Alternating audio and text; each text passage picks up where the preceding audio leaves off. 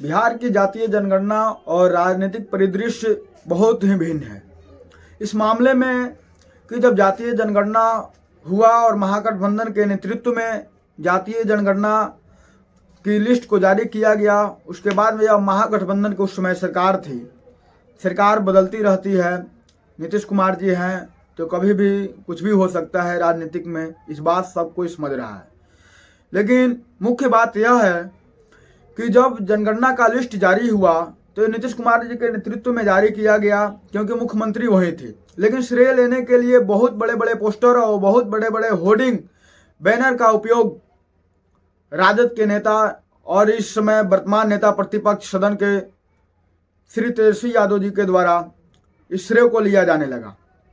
जब श्रेय ले रहे हैं और आप जातीय जनगणना को कराए हुए हैं तो किस उद्देश्य से कराए हुए हैं?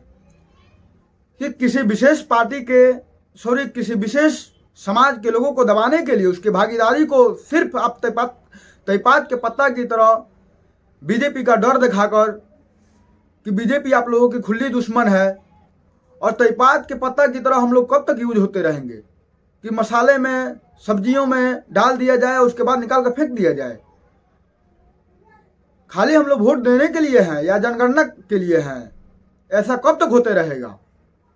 ऐसा हम सब लोग सोच लें कि अगर कोई भी पार्टी, जो भी पार्टी, खासकर जो श्रेय ले रही है जनगणना का, जब तक 18% टिकट किसी भी मुसलमानों को नहीं देगी या उसकी भागीदारी को सुनिश्चित नहीं करेगी, जैसे कि अभी वर्तमान स्थिति में बिहार विधानसभा का क्या हाल है, ना ही स्पीकर मुसलमान है, ना ही डिप्टी स्पीकर है, ना नेता प्रतिपक्ष, ना ही चेयरमैन विधान परिषद का।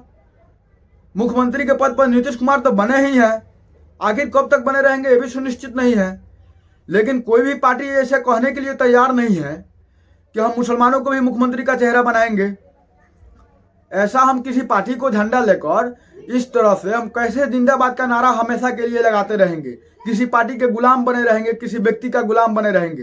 भले ही पार्टियां समाजवादी बोलती है, लेकिन समाजवादी है नहीं, एक परिवार के इर्द गिर्द और एक परिवार में ही सिमट कर रह जाती है। क्योंकि अगर हम देखते हैं तो इस परिवार में किसी भी जो भी पार्टियां समाजवादी बोल रही है, इस पार्टी के परिवार में देखिए तो राष्ट्रीय अध्यक्ष, महासचिव, राज्यसभा सांसद सभी लोग यही बने हुए हैं। मुसलमानों का क्या है? मुसलमान कब तक जनगणना के काम आते रहेंगे और वोट का काम आते रहेंगे? सिर्फ हम जिंदाबाद का नारा लगाने के लिए हैं, ऐसा कब तक होते रहेगा? हम लोग अपनी भागीदारी को खुद सुनिश्चित करने के लिए अपने आप को खुद आगे बढ़ाएंगे, अपने नेता को खुद तैयार करेंगे और हम अपने बातों को क्यों कहेंगे कोई मेरे बातों को रखे, कोई मेरा नाम ले? हम अपनी बातों को खुद रखेंगे, अपने नाम को खुद रखेंगे। ऐसा नेता को हम लोगों को चुनने की जरूरत है कि जो सिर्फ अपने टिकट के लिए ही नहीं लड़े, अपने लिए ही नहीं लड़े, किसी पार्टी का गुलाम बनकर नहीं रहे, किसी व्यक्ति विशेष का चाटुकारी नहीं करे। आज राज्यसभा में क्या हाल हुआ है, जब जदयू भी किसी मुसलमान को नहीं भेजा है, ना ही आरजेडी भेजा है और ना ही भाजपा वाले, कोई नहीं भेजा है। हम सब कब तक किसी पार्टी के पीछे पीछे रहेंगे? और कब मांझी अगर पार्टी को बना सकते हैं, लालू यादव की अगर अपनी पार्टी हो सकती है, क्योंकि आज देख लीजिए 14% आबादी वाले लोगों का 21.5% विधानसभा में भागीदारी है। स्पीकर के पद पर भी वही है, डिप्टी स्पीकर के पद पर नेता प्रतिपक्ष, विधानसभा में नेता प्रतिपक्ष, सभी जगह वही है। बड़ी ढिढोरा पीटते हैं कि मेरा पार्टी ऑल इज वेल की पार्टी है। भले ही किसी को तकलीफ लगे, लेकिन वास्तविकता ऐसी है।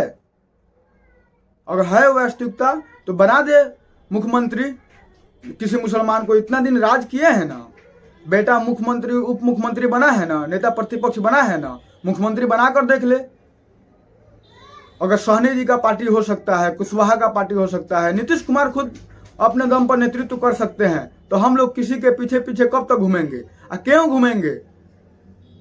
ऐसी नहीं होगी। अब हम लोग अपनी भागीदारी को खुद सुनिश्चित करें, अपने नेता को खुद सुनिश्चित करें, जो सड़क से लेकर सदन तक हम लोगों की आवाज़ उठाए और हम लोगों की बातों को रखे। इंशाअल्लाह हम लोगों में एक दिन बहुत बढ़िया से, बहुत अच्छे से जान आएगा और हम लोगों की भी सरकार बनेगी, हम लोगों में से भी मुख्यमंत्री बनेगा। और हम लोगों को संकुचित नहीं रखना है, सभी लोगों के सर्वांगीण विकास के लिए, चौमुखी विकास के लिए लड़ाई लड़ना है और सभी समाज की भागीदारी होनी चाहिए और हमारे भी भागीदारी को सुनिश्चित होनी चाहिए। हम अपनी भागीदारी के लिए नहीं, बल्कि हमारी भागीदारी नहीं है, अपने हक के लिए लड़ रहे हैं।